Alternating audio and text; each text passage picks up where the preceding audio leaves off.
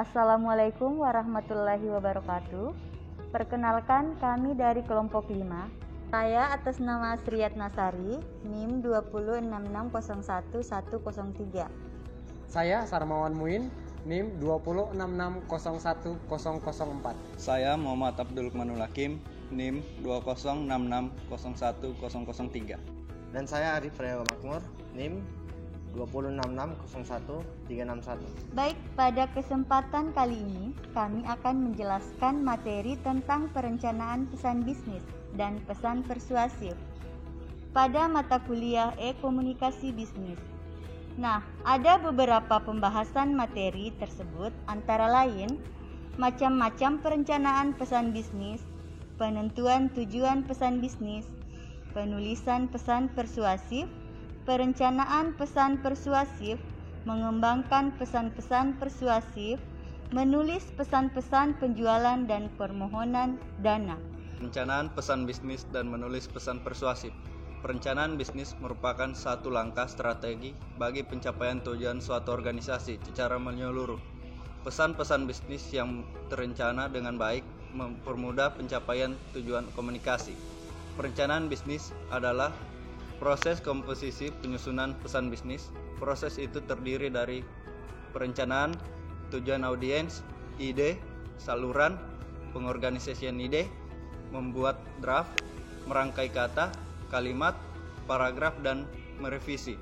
Tujuan dalam perencanaan bisnis harus dievaluasi, apa tujuannya realistis, waktu tepat, dan dapat diterima.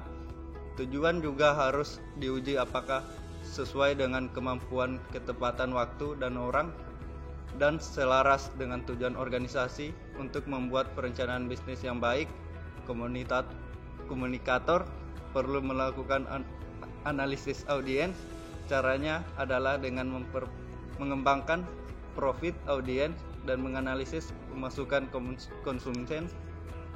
Komunikator mengantisipasi reaksi audiens, memikirkan jumlah, mengetahui hubungan komunikator dengan audiens apakah kenal atau tidak. Baik, yang pertama, macam-macam perencanaan pesan bisnis.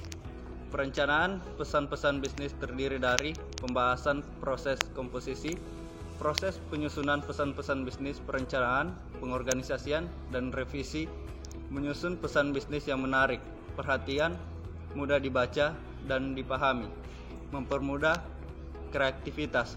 Agar pesan bisnis dapat efektif, proses penyusunan pesan bisnis umumnya terdiri dari 3 tahap sederhana, yaitu yang pertama, perencanaan pesan. Secara rinci, tahap perencanaan tersebut meliputi penentuan tujuan, analisis audiens, penentuan ide pokok, pemilihan seluruh dan media. Yang kedua, penyusunan pesan. Setelah tahap perencanaan, selanjutnya ide gagasan dituangkan ke dalam pesan tertulis. Tahap itu meliputi 2 kegiatan, yaitu mengorganisasikan pesan, memformulasikan pesan. Yang ketiga, pesan yang telah disusun dikaji ulang untuk memastikan apakah ide gagasan yang digunakan sudah memadai.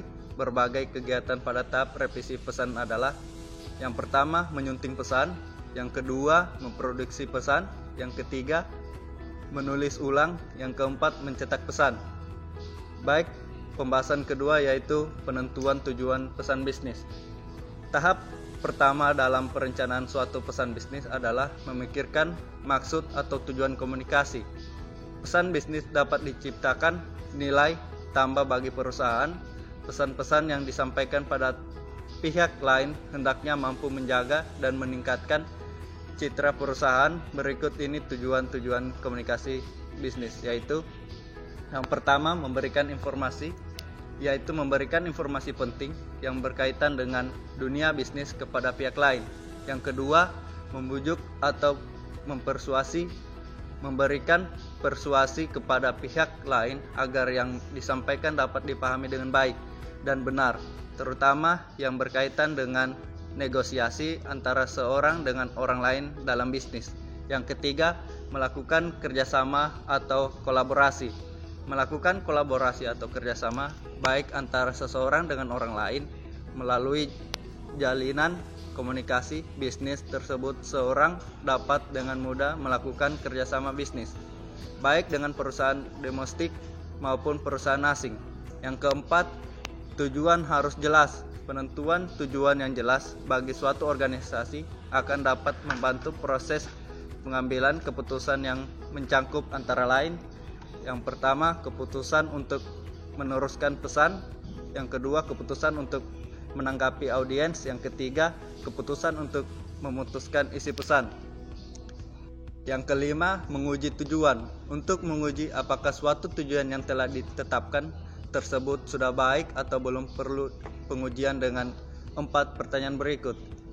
Yang pertama, apakah tujuan tersebut sudah realistik? Yang kedua, apakah waktunya tepat? Yang ketiga, apakah orang yang mengirimkan pesan sudah tepat? Yang keempat, apakah tujuan selaras dengan tujuan organisasi perusahaan? Yang keenam, analisis audiens. Analisis terhadap audiens sangat perlu dilakukan dengan memperhatikan langkah berikut. Adalah memperhatikan audiens yang ada dihadapi. Yang pertama, mengembangkan profil audiens. Yang kedua, mengenali penerima primer. Yang ketiga, menetapkan jumlah dan komposisi audiens. Yang keempat, mengukur tingkat pemahaman audiens. Yang kelima, memikirkan reaksi penerima. Yang keenam, memenuhi kebutuhan informasi audiens. Ada 5 pedoman yang perlu diperhatikan agar pesan bisnis mampu memenuhi kebutuhan informasi audiens, yaitu yang pertama, penentuan apa yang ingin diketahui audiens; yang kedua, antisipasi pertanyaan yang tidak diungkapkan; yang ketiga, suatu informasi yang diperlukan oleh audiens; yang keempat, pasti bahwa informasi yang diberikan akurat; dan yang terakhir, tekankan gagasan yang paling menarik bagi audiens. 7. Seleksi saluran dan media. Ide-ide dapat disampaikan melalui 2 saluran, yaitu saluran lisan dan tulisan. Oke, lanjut yang ketiga, penulisan pesan persuasif. Pesan persuasif berasal dari persuasio, yang kata kerjanya adalah persuandre, yang berarti membujuk, mengajak, mengimbau, atau merayu. Menurut Anderson, komunikasi persuasif didefinisikan sebagai perilaku komunikasi yang mempunyai tujuan untuk mengubah keyakinan, sikap, perilaku individu atau kelompok lain melalui transmisi beberapa pesan. Sedangkan menurut Burgon dan Hofner, pesan persuasif adalah proses komunikasi yang bertujuan untuk mempengaruhi pemikiran pendapat orang lain agar menyesuaikan pendapat keinginan komunikator. Persuasi merupakan suatu usaha mengubah sikap, kepercayaan atau tindakan audiens untuk mencapai tujuan. Persuasif yang efektif, kemampuan untuk menyampaikan suatu pesan dengan cara membuat audiens atau pembaca mendengar merasa mempunyai pilihan untuk membuat mereka setuju. Pesan-pesan persuasif dimaksud untuk menjual ide atau gagasan orang lain, memberikan saran atau produser operasional lebih efisien, mengumpulkan dukungan untuk suatu kegiatan tertentu, dan untuk meminta bantuan dana bagi suatu pembiayaan proyek tertentu. Sedangkan untuk kepentingan eksternal perusahaan, contoh kegiatan menyampaikan pesan-pesan persuasif berupa permintaan informasi yang bersifat menyenangkan, atau kegiatan untuk mendapatkan dana dan kerjasama. Lanjut, perencanaan pesan persuasif. Mark Burnett dalam buku Bisnis yang berasal bersandar pada pesan-pesan persuasif dalam komunikasi internal maupun eksternal. Pesan-pesan persuasif dimulai dengan melalui analisis audiens, mempertimbangkan perbedaan budaya, dan memilih pendekatan direct atau indirect. Pesan-pesan persuasif juga bertujuan untuk memotivasi audiens untuk melakukan suatu, maka itu komunikator harus mengetahui kredibilitas, menyusun kerangka argumentasi, memilih daya penarik, dan memperkuat posisi ketika mengembangkan pesan-pesan yang disampaikan. Oke, berikut ini adalah proses perencanaan pesan persuasif. 2. Pertimbangan perbedaan budaya. Pemahaman terhadap perbedaan budaya akan membantu komunikator dalam memuaskan audiens. Selain itu, akan membantu bagaimana audiens memandang komunikator. Ketika komunikator memberikan persuasif untuk budaya yang berbeda, maka cara yang digunakan juga pasti akan berbeda. Yang ketiga, memilih pendekatan organisasi. Dalam menyampaikan pesan-pesan persuasif, komunikator dapat menggunakan pendekatan tak langsung atau independent approach. Namun jika audiens bersifat objektif atau audiens lebih suka mendengarkan pesan-pesan yang disampaikan secara segera, pendekatan organisasi yang tepat adalah pendekatan langsung atau direct approach. Yang kelima, mengembangkan pesan-pesan persuasif. Pesan persuasif yang efektif mencakupi 4 komponen, yaitu menetapkan kredibilitas, membuat kerangka argumentasi audiens, menghubungkan audiens dengan hal-hal yang logis, dan memperkuat posisi dengan menggunakan bahasa yang baik dan tepat. Yang pertama, menetapkan kredibilitas. Kredibilitas adalah kapabilitas untuk dipercaya oleh orang lain. Cara-cara lain untuk mendukung kredibilitas antara lain, yang pertama, menjadi seorang yang ahli di dalam bidang tertentu. Yang kedua, antusiasme terhadap materi yang disampaikan. Yang ketiga, objektif dalam melakukan penilaian akan sesuatu. Yang keempat, sikap hormat dapat membantu memfokuskan kebutuhan audiens. Yang kelima, kejujuran dapat menumbuhkan respek audiens. Intensitas yang baik dapat membantu meningkatkan minat audiens. Yang keenam, pengalaman latar belakang, baik sikap maupun kepercayaan sebelumnya, dapat membantu meningkatkan minat audiens. Oke, poin yang kedua, kerangka argumentasi. Kebanyakan pesan-pesan persuasif mengikuti rencana organisasi AIDA, Attention, Interest, Desire, dan Action. Pengertian dari masing-masing fungsi ini dijelaskan sebagai berikut. Yang pertama, attention atau perhatian. Pada fase ini, komunikator harus dapat meyakinkan audiens di bagian permulaan bahwa komunikator mempunyai sesuatu yang berguna untuk disampaikan. Perkenalkan audiens dengan sesuatu masalah atau ide yang dapat membuat mereka mau mendengarkan pesan-pesan yang akan disampaikan. Yang kedua, interest atau minat, desire atau hasrat. Di fase ini, komunikator membuat audiens untuk mengubah keinginannya yang menjelaskan bagaimana perubahan yang dapat dilakukan dapat memberikan manfaat yang lebih baik bagi audiens. Pastikan bahwa apapun bukti yang digunakan untuk membuktikan gagasan atau relevan dengan pokok pembahasannya. Yang keempat itu action atau tindakan. Dalam fase ini, komunikator menyarankan tindakan spesifik yang diinginkan komunikator terhadap audiens. Selanjutnya perlu diingatkan kembali bagaimana audiens akan memperoleh manfaat dari tindakan yang akan dilakukan tersebut. Yang lebih penting adalah bagaimana mempermudah audiens untuk tindakan tersebut. Oke, yang selanjutnya, yang ketiga, memilih daya pemikat. Kebanyakan pesan-pesan persuasif menggunakan daya pemikat dengan pemikat logika, appraisal, dan daya pemikat emosional appraisal untuk melakukan persuasi audiens. Yang pertama, pemikat emosional. Komunikator dapat memanfaatkan emosi yang dilandaskan dengan suatu argumentasi atau bentuk simpati kepada audiens selama pemikat emosional tersebut sangat kuat. Komunikator dapat menggunakan atau memilih kata-kata yang berpengaruh pada emosi seseorang. Misalnya, merdeka, salam super, luar biasa. Yang kedua, pemikat logika. Nah, ketika akan memikat logika audiens, gunakan salah satu dari 3 jenis alasan berikut. Yang pertama, analogi. Nah, analogi adalah menggunakan suatu alasan dari bukti-bukti spesifik yang menunjukkan bukti spesifik itu pula. Yang kedua, induksi. Induksi adalah memberikan alasan dari bukti. Yang ketiga, ada deduksi. Nah, deduksi adalah pemberian alasan dari yang bersifat umum untuk menjadi kesimpulan yang lebih spesifik. Yang bagian ketiga, pertimbangan etika. Pelaku bisnis harus secara etis menginformasikan kepada para pelanggan agar hal yang berkaitan dengan manfaat ide, organisasi, produk atau tindakan tertentu sehingga para pelanggan dapat mengakui betapa baiknya suatu ide, organisasi, produk atau tindakan tertentu yang memenuhi kebutuhan mereka. Nah, tunjukkan sesuatu perhatian kepada audiens dengan mengadopsi sikap audiens dengan perhatikan yang jujur untuk memenuhi kebutuhan dan minat mereka. Keseimbangan antara pemikat emosional dan pemikat logika tergantung pada 4 faktor penting. Yang pertama, tindakan yang diharapkan. Yang kedua, harapan audiens. Yang ketiga, tingkatkan resistensi dan harus diatasi. Dan yang keempat, seberapa jauh komunikator mampu menjual ide atau gagasan tersebut kepada audiens. Poin yang keempat, menulis permintaan pesan persuasif. Ketika menyusun permintaan pesan persuasif untuk suatu tindakan adalah menjaga batas-batas permintaannya yang perlu diperhatikan khususnya terhadap manfaat yang didapat baik secara langsung maupun tidak langsung dalam memenuhi permintaan tersebut.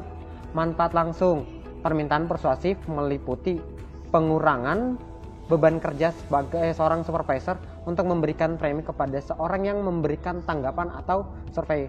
Manfaat yang tak langsung. Permintaan persuasif meliputi peningkatan atau perbaikan moral karyawan dan peningkatan prestise atau prestasi atau tantangan untuk membuat kontribusi yang berarti bagi perusahaan. Nah, di sini 3 kesalahan umum dalam pesan persuasif adalah yang pertama, tujuan yang ingin disampaikan itu gagal dijelaskan sehingga menghambat menuju untuk tahapan perencanaan. Yang kedua, gagal ekspresikan tujuan Anda dengan jelas kepada audiens Anda. Dalam hal ini ketidaknyamanan dalam ide meminta seseorang memberikan waktu atau uang atau consider lainnya. Tetapi bila Anda tidak meminta, kemungkinannya adalah Anda tidak dapat mendapat respon positif dari audiens. Yang ketiga, gagal menyadari bahwa keputusan yang Anda inginkan gagal menyadari bahwa keputusan yang Anda inginkan agar diputuskan oleh seorang adalah terlalu kompleks atau terlalu berisiko untuk dapat terjadi dalam suatu lompatan. Nah, kita masuk pembahasan materi yang ke-6, penulisan pesan-pesan penjualan dan permohonan dana. Nah, di sini terdapat 2 jenis pesan-pesan persuasif, yakni surat penjualan atau sales letter atau permohonan bantuan. Oke, pada pembahasan yang ke-6, penulisan pesan-pesan penjualan dan permohonan dana. Terdapat 2 jenis pesan-pesan persuasif, yakni surat penjualan dan surat permohonan bantuan. Dan juga terdapat beberapa perbedaan antara pesan-pesan penjualan dengan pesan-pesan bantuan dana. Pesan-pesan penjualan biasanya dikirim oleh organisasi yang berorientasi pada laba untuk melakukan persuasif kepada pembaca agar mengeluarkan sejumlah uang atau produk yang dikeluarkan perusahaan. Sedangkan untuk pesan-pesan permohonan bantuan dana biasanya dikirim oleh perusahaan nirlaba untuk melakukan persuasi kepada pembaca agar memberikan bantuan. Pesan-pesan penjualan biasanya dikirim oleh organisasi yang berorientasi pada laba.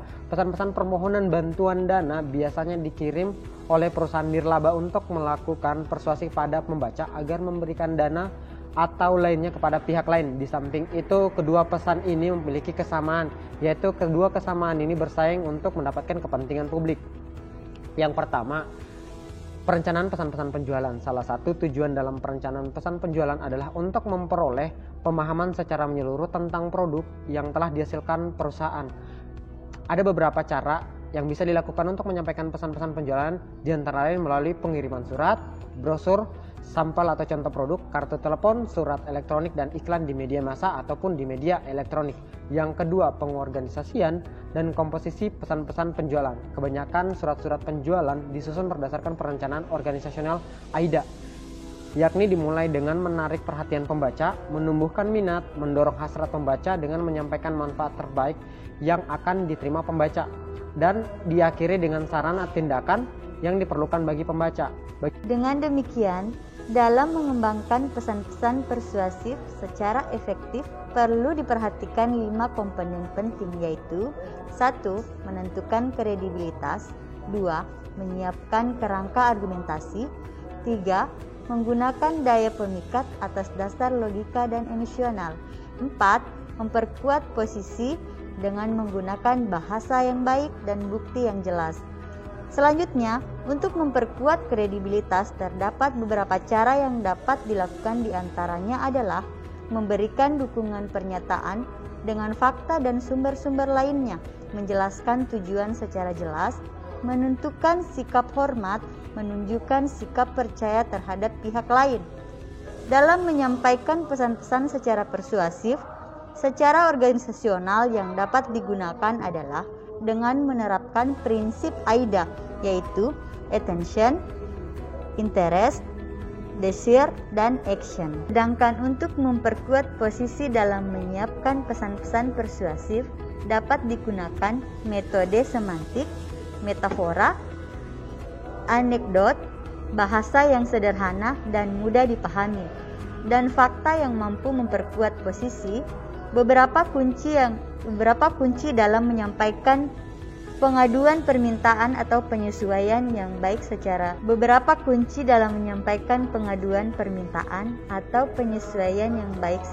persuasif, yaitu 1. Mengemukakan semua fakta dengan lebih rinci, logis, dan menarik pembaca. 2. Mengekspresikan perasaan dengan tenang. 3. Memfokuskan kepada manfaat atas problem solusi Dan 4. Memberikan pernyataan permintaan suatu tindakan secara spesifik dan beralasan. Terima kasih.